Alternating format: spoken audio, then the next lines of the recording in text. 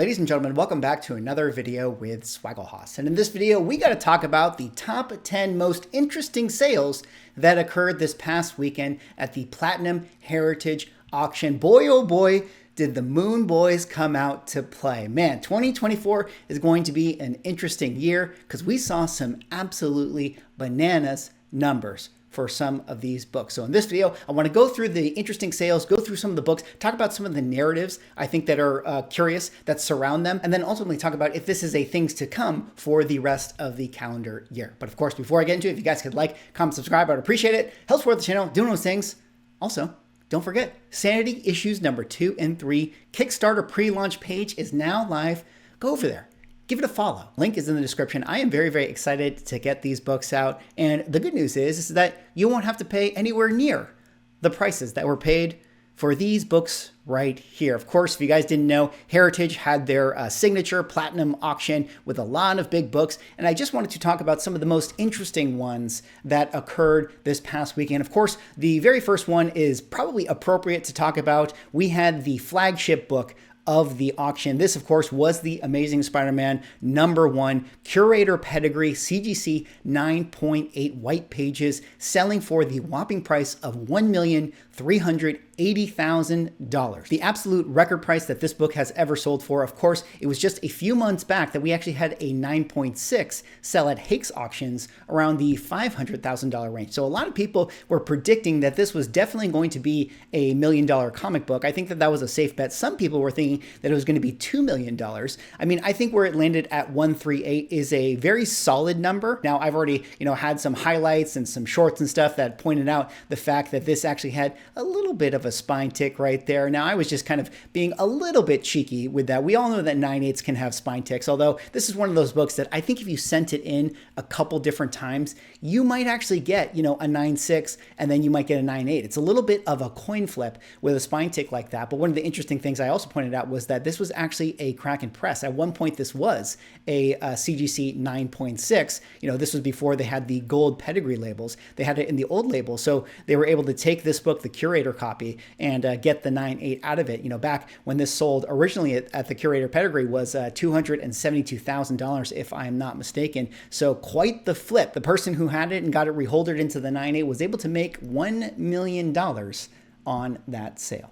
Speaking of $1 million sales, the other one that was interesting to talk about is Superman #1 CGC 7.0 with the QES sticker, selling for the whopping price of $2,340,000. One of the biggest sales that we have ever seen in comic books. Although, ironically, not the biggest sale that Superman 1 has ever had. And frankly, not the biggest sale that this very, very specific copy has ever had. No.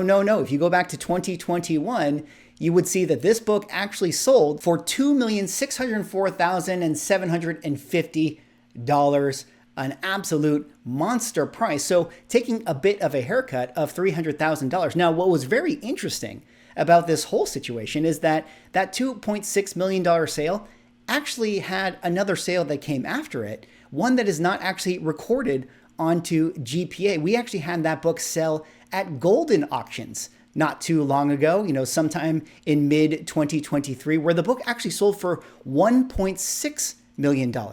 So this book right here actually sold for $1 million less than what it previously sold for at 2.6. But then here it is at Heritage once again, selling at 2.3 million. So somebody both lost $1 million and made $1 million with this very same comic book. What an interesting story. And again, that just goes to show, guys, the volatility of comic books, any given sale. A lot of people were calling out the fact that it sold on Golden auctions was an absolute fluke. Well, those people have been proven right this weekend, at least for the foreseeable future, until this book once again goes on sale. I mean, who really knows who the buyers were? Perhaps it was Golden auctions that bought that book because they wanted to have, the business of this book be sold at their auction for promotion reasons. So, it's really, really hard to say, but then, whoever bought this book ended up doing very, very well for themselves, selling it here on Heritage just this past weekend, a little bit less than that of which it sold for, in 2021. But I would say that, given all things, given all the circumstances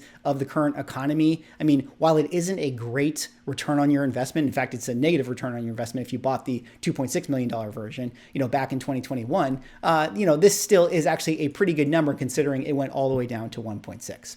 All right, the next book we got to talk about here is this All-Star Comics number 8 in the CGC 9.4, the first appearance of Wonder Woman, selling for $1.5 million. Again, another $1 million sale, another huge number, but not quite the record number for that particular book. While it is the top of census, that very same book, again, in 2022, actually sold for $1.6 million, $1,620,000 to be exact. So this very same copy, 2 years later, taking again a little bit of a haircut. And if you include all the, heritage fees and the taxes and all the sort of handling stuff that you have to pay for, I mean, frankly, it wasn't a very good investment for that particular buyer. So again, not all comics are good investments, but at the same time, they're a lot more fun to own than a stock. Now, there were some comic books that did make some fantastic returns on their investments. These 3 books now setting absolute bananas records, personal bests for each of these books. Of course, we had a showcase number 4 and a CGC 9.6 hitting the $900,000 range. This is the top of census book right here, and this is the absolute record price that has ever been paid for the first appearance of Barry Allen,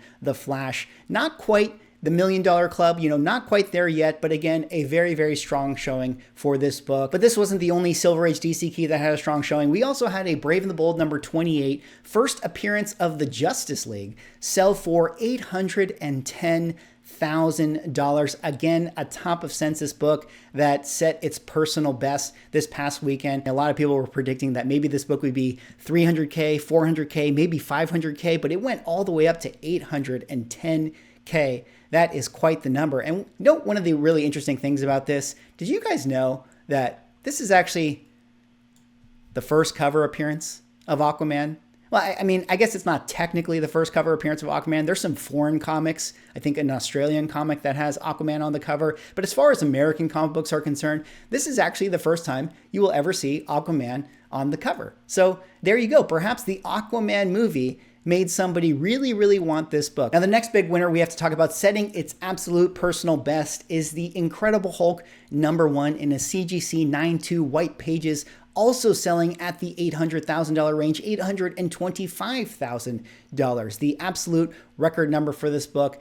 And what's so surprising about this is that this is actually not the top of census. We actually have a 9.4, maybe 2 9.4. So a couple books higher grade than this one that have not gone on sale in quite a long time.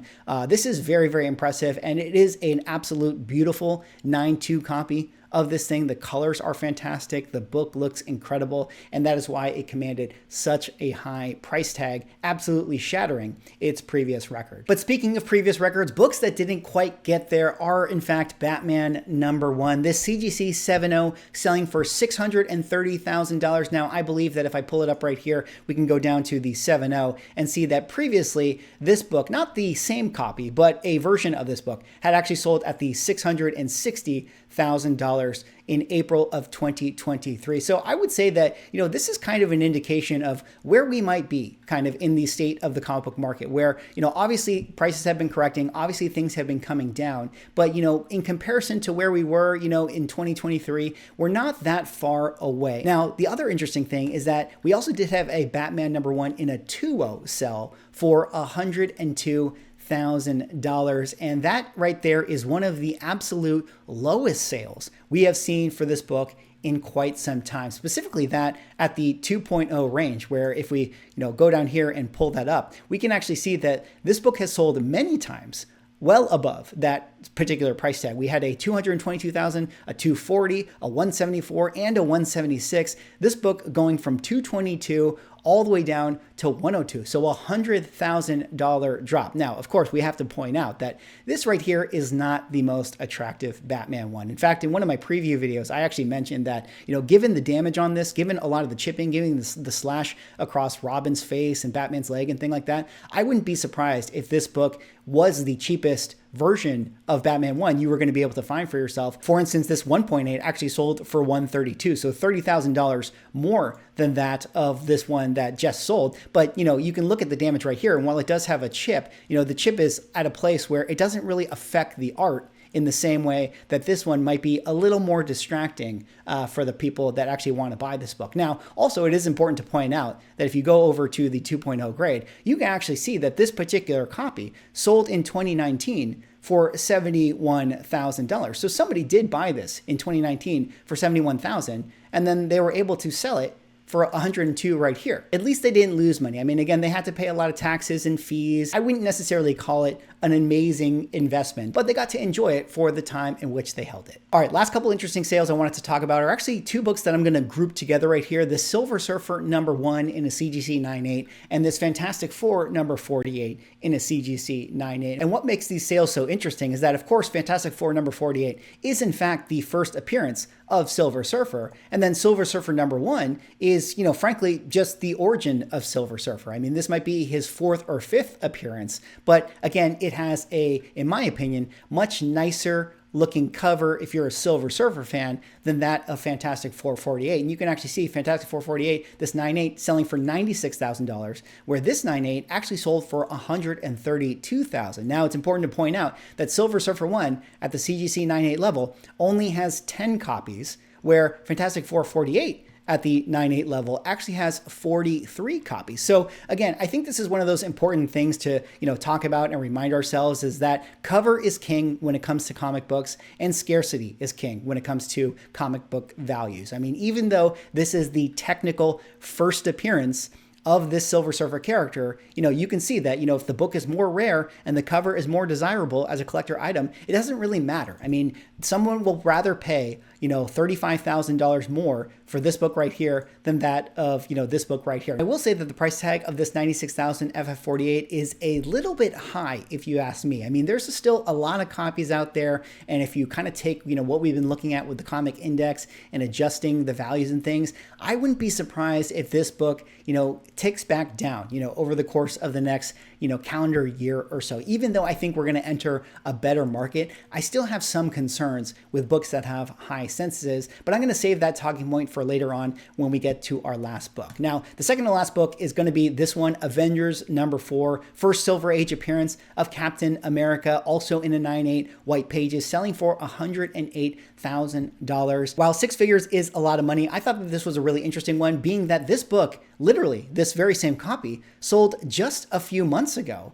September of 2023 for $132,000. So very interesting that somebody actually bought this book at the previous platinum auction and then decided, what, I actually don't really want it. I would like Heritage Auctions to sell it again. And then they only ended up getting $108,000 out of that. So that's actually got to really hurt that, they basically just took a $50,000 loss right in the face, and only got to hold this book for a few months. So, if you're somebody out there who has lost some equity on some comic books, at least it wasn't $50,000 on this sale right here. And then also that's got to hurt for the person who bought this book in 2017 for $143,000. So over the course of, 7 years or so, their investment has actually dropped by, $40,000 or so. So again, it goes to show not every comic book is going to be a great investment or provide an excellent return, even if it is something very rare like a 9.8 Avengers #4. All right, and the last book I wanted to talk about is, of course, an Incredible Hulk #181, first full appearance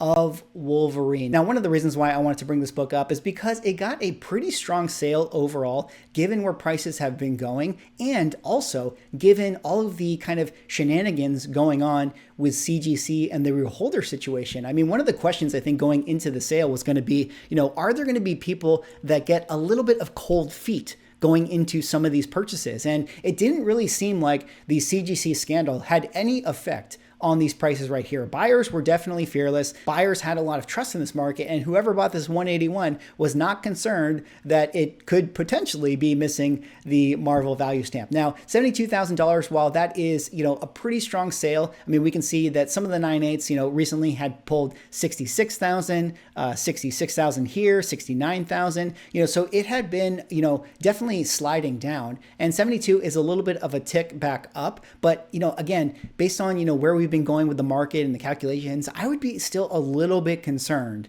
for paying $72,000 on this book. I mean, again, you have to go all the way back to March of 2021, where this was a $45,000 book. So it wouldn't necessarily surprise me if, over the course of the next few months, much like the Fantastic Four 48, we might have more pullbacks for books like that, even though, they're super, super desirable and, everybody loves Wolverine and everyone's hyped about the Deadpool movie. I mean, you still have to remember there are 120 or 140 9/8 of Hulk 181. There's 48 FF48s at the 9/8 level. Anytime you have, opportunities for people to, underbid you or undercut you with their copy of their book, it always adds a little bit of risk to the value. But what are we really worried about here? Because it is 2024 and the Moon Boys have come to play. Lot of really, really strong sales in this auction. Of course, there were deals out there as well, but even when you go into sessions number 2, 3, 4, 5, etc., there were still a lot of monster numbers. Very, very competitive out there. A lot of people wanting to grab up,